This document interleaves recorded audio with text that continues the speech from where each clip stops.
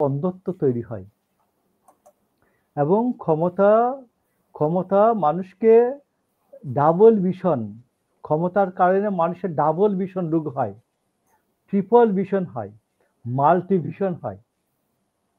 মানে আপনি চক্ষু রোগীদেরকে দেখবেন, অনেকেই বলে যে স্যার, ডাক্তারকে বলে আমি একটাকে দুটো দেখতে পাই, আবার একজন বলে আমি একটাকে তিনটা দেখতে পাই, আমি একটাকে অনেকগুলো দেখতে পাই। এই যে ডাবল ভিশন, ট্রিপল ভিশন, মাল্টিভিশন, এই মাল্টিভিশন অসুখ যারা ক্ষমতায় ক্ষমতার চাপটা সহ্য করতে পারেন না, ক্ষমতার গরমটা সহ্য করতে পারেন না, এদেরকে পেয়ে বসে। আমার মনে হয় ডক্টর ইউনূসকে এইটা ডাবল ভিশন মাল্টিভিশন পেয়েছে কিনা আমি জানি না, কারণ আমি বাংলাদেশে এই যে গত সপ্তাহে আমি হবিগঞ্জের বানিয়াচঙ্গে ছিলাম, ঘুরলাম, কোথাও ডক্টর ইউনূসের সমর্থক একটা লোক আমি খুঁজে পাই নাই। তো কয়েকজন শুনলাম যে সাবেক আওয়ামী ঘরানার ছোটখাটো আওয়ামী নেতা আর কি, তারা এনসিপি করতে চায়। এনসিপি যদি বিএনপি তাদেরকে পারমিশন দেয়, তাইলে এনসিপি নামে তারা মিছিল করবে। এইটার সংখ্যা 10, 15, 20 জন। এরা আগে আওয়ামী লীগের ছোটখাটো নেতা ছিল আর কি, একটু তরুণ টাইপের। তো এখন আমি তো ভাই হাটে ঘাটে মাঠে বন্দরে কোথাও ডক্টর ইউনূসের স্নিগ্ধা যেটা বলেছে সেটাও তো হতে পারে যে ওনার থেকে সুবিধা প্রাপ্ত বা ওনার আশেপাশে যারা আছে তারা বলতে পারে, বা অনেকে আছে না, আপনাকে অনেক সময় পার্সোনালি বলে না যে আপনাকে উনার গোয়েন্দা সংস্থার নিয়োজিত যে সোর্স আছে, এই সোর্স গুলো উনাকে হয়তো উনার সাথে গোয়েন্দা সংস্থা দেখা করাচ্ছে, আর উনারা ওনাকে বলতেছে যে স্যার আপনি 50 বছর থাকুন। উনার বয়স 87 বছর, 86 বছর, উনি 50 বছর ক্ষমতায় থাকবে। হ্যাঁ, কল্পনার ফানুস। তো এই জন্য আমি বলছি এটা বিভ্রম। এই যে ক্ষমতার বিভ্রম তৈরি হয়, এই ক্ষমতার বিভ্রম থেকে যেন ডক্টর ইউনূস মুক্তি পান, আমি অন্তত ওনার জন্য এটা দোয়া করি আর কি। এছাড়া ওনার জন্য আর কিছু করার নাই। আপনাকে আরেকটা কথা বলি, এই ক্ষমতার অন্ধত্বের পাশাপাশি একটা খবর বলি আপনার জন্য আর কি। আমি কতদিন আগে, আপনার মনে আছে কিনা, যে এই একটা দুর্ঘটনার পরে সবাই বলছিলেন যে স্বাস্থ্যমন্ত্রী কোথায়, তাকে হাসপাতালে দেখলাম না কেন, মনে আছে? তো তখন হাসনাত আব্দুল্লাহ তিনি বললেন যে বিভিন্ন উপদেষ্টারা হয়েছে বাই ব্রাদার কোথায়। তো আমি আমাদের শুভাকাঙ্ক্ষী বলে পরিচিত টেলিভিশন, এইরকম একটা টেলিভিশনে আমি বললাম যে এটা বাই ব্রাদার কোঠা না, এটাকে জেন্ডার কারেকশন আছে, এটা বলতে হবে বন্ধু বান্ধবী কোথায়। তো এটা অথবা ভাই বোন কোথায়, অথবা বন্ধু বান্ধবী কোথায়।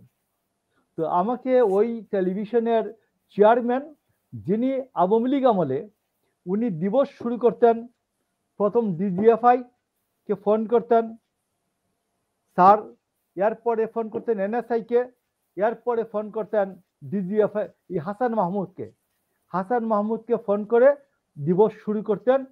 তার প্রোগ্রাম প্রডিউসার এদেরকে ডেকে বলতেন এই আজকে চালাও। তো ওই চেয়ারম্যান সাহেব আমার এই বান্ধবী কোঠা কেন বললাম, তিনি বলেছেন যে এই লোককে জিজ্ঞেস করবা যে উনি বান্ধবী কোঠা, গার্লফ্রেন্ড, উনি বান্ধবীকে, বন্ধু বান্ধবীকে উনি গার্লফ্রেন্ড শব্দটিতে রূপান্তর করে বলছেন। উনি কি বলতে পারেন যে স্বাস্থ্য উপদেষ্টা ডক্টর ইউনূসের গার্লফ্রেন্ড? প্রডিউসারকে বলছেন জিজ্ঞেস করবা। তো আমি বলছি যে আগামীকাল যদি আমি কোনো সুযোগ পাই, তাইলে আমি প্রথমেই জিজ্ঞেস করব যে 13 মাসে 13টা টোর করেছেন ডক্টর ইউনূস, এই 13টা টোরেই লামিয়া মুর্শেদ ছিল। লামিয়া মুর্শেদের ডেজিগনেশন কি, ফাস্ট অ্যান্ড ফিউচার কি, পাস্ট হলে উনি ইউনুস সেন্টারের নির্বাহী পরিচালক ছিলেন। উনার লেখাপড়া কি জানা যায় না, আমি খুঁজে দেখেছি সবগুলি গুগল স্কলার টলার যা আছে সব সার্চ দিয়ে দেখেছি। উনি একজন মাল্টি মাল্টি সরি সরি কি বলে যে আমাদের মাইক্রো ক্রেডিট প্রমোটার উনি, এবং গ্রামীণ সেন্টার এইটুকুনি পাওয়া যায়, ওনার পড়াশোনার কিছুই পাওয়া যায় না। তো উনি 13টা বাংলাদেশের 13টা প্রধান উপদেষ্টা বাংলাদেশের 13টা ট্যুর করেছেন, বিদেশ ট্যুর করেছেন। 13টা ট্যুরেই লামিয়া মুর্শেদ ছিলেন, 13টা ট্যুরেই ওনার কন্যারা ছিলেন, কন্যা অথবা কন্যারা ছিলেন। এবং সর্বশেষ উনি 104 উনি হয়তো প্রয়োজন মনে করেন যে লামিয়া মোর্শেদ ওনার সাথে থাকলে ওনার সুবিধা, কন্যারা তো অনেক সময় তো থাকেই। উনি বলুন না, অসুবিধা কি? উনি বলুন যে লামিয়া মুর্শেদ আমার ব্যক্তিগত খেদমতের জন্য ছিল, ওইটা তো উনি বলতে পারেন, অসুবিধা তো নাই। আমার ব্যক্তিগত খেদমতের জন্য ছিলেন, তো বাংলাদেশের মানুষ জানলো, আমি তো কোয়েশ্চেন করতে পারি। তো এইরকম যে নতুন নতুন দালাল তৈরি হচ্ছে, এই নতুন নতুন দালালরা উনাকে বলে যে আপনি 50 বছর থাকুন, আপনি 10 বছর থাকুন, 5 বছর থাকুন। এই যে এইটার নাম হচ্ছে এক ধরনের বিভ্রম, ক্ষমতার বিভ্রম, দৃষ্টি বিভ্রম, তারপর সোনার বিভ্রম।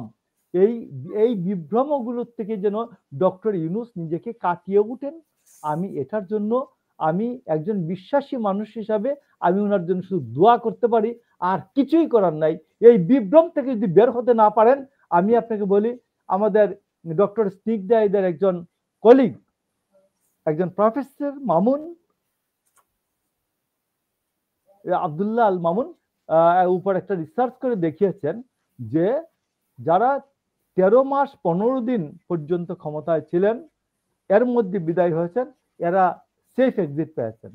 আর 10 মাসের কম সময় যারা বিদায় হয়েছেন, এরা সসম্মানে বিদায় হয়েছেন। আর 13 মাসের বেশি যারা সময় নিয়ে বিদায় হয়েছেন, এরা সবাই অপদস্থ হয়ে বিদায় হয়েছেন। সিদ্ধান্ত ডক্টর ইউনূসের, তিনি অপদস্থ হয়ে বিদায় হবেন না সসম্মানে বিদায় হবেন।